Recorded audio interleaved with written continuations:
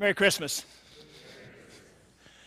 Today we're going to talk about rejoicing, time of celebration. That's what we're going to look at this Luke 2 text about. We have times of celebration, right? I remember, honestly, as if it was yesterday, the day Jane and I got married, she put the day in my ring so I wouldn't forget, so I even know the date still, you know. But I remember when we got married, my name's Bradley, right? And she was doing the vow stuff, and she says, "I take you badly," you know, and we still had a good time. Yeah, and at the reception, it was outside in her mom and dad's place on the farm there, or they used to live on a farm, so he put all these flowers out there. And her aunt made the cake. The cake was supposed to be pretty lavender, turned out a dark green. Honest, I'm not making this stuff up. Turned out a dark green, and then we were outside under the trees, and the rain started coming down. And so at our reception, we had soggy, wet, green, should have been lavender, green cake, right? We had a great time. We had an awesome time. We were getting married. Who the heck cares, right? We were celebrating. That's what weddings are for, right? Woohoo! Things aren't right everywhere else, but it's good here. We're celebrating. When we went back to my daughter's marriage, wedding in Hungary a couple years ago, and the first day there, Jane fell and broke 2 ribs, right? So Jane's got 2 ribs, and I don't know if you know this, but my knee's not so good. And so we go to the reception. The reception goes like from 6 in the evening until 6 the next morning. We didn't quite make it that far, Jane and I. We were the old guys. But they danced. Man, did they love to dance. I mean, the Hungarians just loved it. They pulled Jane out with broken ribs, and we're throwing her all over the dance floor. Woohoo! You know, it doesn't matter if you got broken ribs. We're celebrating today, right? And I remember that they even tried to get me to do that stick thing, you know. They didn't know I broke my back a couple years ago. You know, no, I said, no, I can't. Oh, you got to try, right? We just had a blast. I mean, Hungary is a tough place. You know, they were under the iron fist of communism for a lot of years, right? They're a poor country. But, man, they know that when it's time to celebrate, it's time to celebrate, right? We have those times in our lives. I remember having babies, right? And of course, I was celebrating a little more than Jane, but she was happy, right? And so I'm making all these phone calls. I'm calling my brother in the middle of the night. Woohoo, we had a baby. Woohoo, we're good. Did you guys do that? Isn't that a great thing, right? You're celebrating. I remember when my kids graduated from college, each one. Sarah had this big grin on her face, and she had a lei, is that what that's called? Those lei things? Yeah, a lei, and she was so happy. She looked so happy that the Orange County Register guy took a picture of her, and she was front page in the Orange County Register. Woohoo! That's time to celebrate, right? And my boys, they even smiled when they graduated. I think they were just saying, I'm done, right? I'm done. Those are the times that we celebrate. It's good times. There is supposed to be those times in our lives. The Bible says in Proverbs, there's a time for every purpose under heaven. There's a time for celebration. I want you to go home with this one thought, this one truth. Go ahead, Mary. Christmas is a time for celebration. There's no place for bah humbug here.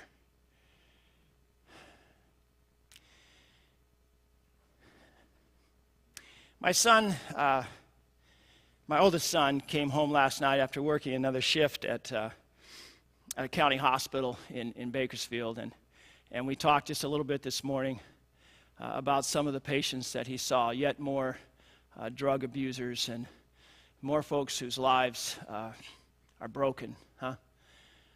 And somebody might say, well, how can you celebrate in a world that's still torn up like that? How can you celebrate when you have all this other stuff going on in your life, right? But I remember a text. Jesus was at some friend's house, Mary and Martha. You remember those guys? They were his friends, right? And a gal washed his feet with his perfume and then dried it with her hair. And there were some people saying, whoa, that's really expensive perfume. You could have sold that. You could have given it to the poor. And Jesus said, you know what? You're always going to have the poor with you. Right now, celebrate because the bridegroom is with you. That's him. See this bride? I didn't make up this wedding thing. Right? Now, that's the picture God gives us. There's a time for every purpose under heaven. Yes, there's a time to reach out and be with the poor and the hurting, in body, soul, mind, and spirit, wherever the Lord in his providence takes us, right? To come alongside and with wisdom to help and to show love and to do acts of love. But there's also a time to stop and just celebrate. If you look at the Old Testament, God instituted all of these festivals of worship. It's kind of interesting. And these festivals were always times of partying, guys. That's what they did. They rejoiced in God, and they had these great banquets, okay? And they celebrated that they knew this God and that they walked in him. And if you read the Old Testament, they didn't have very nice lives most of the time, right? It was tough stuff, and yet they stopped and they celebrated. And it wasn't just have a happy, okay? It wasn't a celebration that was air. It was a celebration that had substance, because it was a celebration in the truth of this saving God who was with them.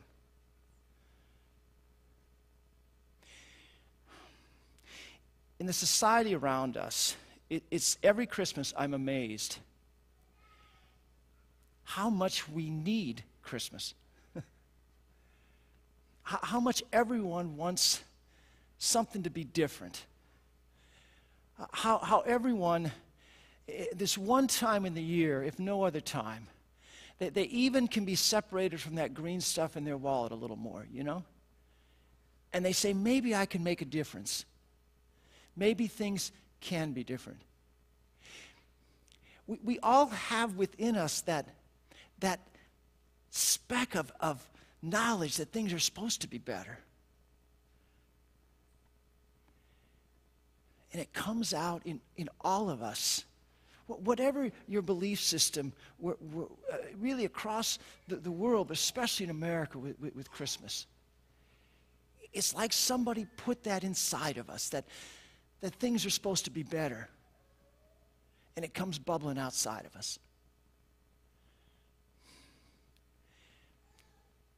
That's what God says to us in his word, that yes, things are supposed to be better, that things are broken, that's why there's heartache and hurt and pain. That's why our lives seem empty. Inside we seem empty. That's why even with the relationships that we love the most, we sometimes foul up. Huh? Celebrations are meant to stop us and to focus us to a new reality, a reality that can empower us to be changed in those lives. We stop. What is today? A Tuesday, right? What are you guys going to be doing like 3 Tuesdays from now? Huh? Are you just going to be doing something, huh? This Tuesday, God set aside in his providence for every single one of us to stop and to think about something else. To think about the reality that in space and time he entered our world to fix the brokenness. There's not a place today for bah humbug. It's a place for rejoicing. When I was took my first Hebrew course, this wonderful gal taught it, and she had been an Orthodox Jew before she became a Christian. And I remember one day she said, "You guys are working too hard," and she shut it down. And she said, "We're going outside into the field area, the little courtyard there," and she said, "We're going to learn Hebrew folk dances." I'm telling you, it was a blast. For like an hour, we just had fun. And I couldn't help but think these folk dances had been passed down from generation to generation to generation, and they were a reflection of the fact that God has said to his people, hey, you got to stop once in a while, and you got to celebrate my presence in your life. That's what he's giving us today. He's giving us a moment to stop and know that in Jesus Christ, God has stepped into our world, and by his Spirit, he would step into our lives. He would connect us again with God the way it was meant to be. He would have us stop for a moment and be filled in his forgiveness and his love Right? He went the way of the cross for our forgiveness. And in his victory, his life, he rose again on Easter morning. He wants us to stop and celebrate this truth that he lays before us. That we're not alone. That the Savior is called Emmanuel, God with us. That he steps into our world and into our lives to fix the brokenness. And this is simply a taste. A taste of eternity when all things are made right. He gives us this moment to rest in his love and be renewed. Be renewed in this truth that in the midst of brokenness, he still wins. And we can live lives that reflect his victory. We can love our husbands and wives. We can love our children. We can love our parents. We can show this love of Christmas to the folks across the street who are hurting or down the block. Jesus stepped into our world. And the amazing thing is, this same voice that said, hey, you always have the poor with you, his whole life, he spoke this truth of love, and he came to the poor and the hurting, and he helped them. But today is a time for celebration. Go ahead, Mary. That's kind of, I think, what he's telling us with this Christmas account. The child was born. Nobody knew about it. And it's like God had to throw this big party. Right? He sent one angel to talk to the shepherds and say, hey, Jesus is born. You got to go see him. But it's like that wasn't enough. You know the rest of the story? You had the one angel, then all of a sudden, the whole sky opened up with angels, right? It's like we're having a party. Time is stopped right here because God's doing something. And they praised his name. And the shepherds went and saw that God had done something. And then they couldn't be shut up. They told everybody. They left what they were doing.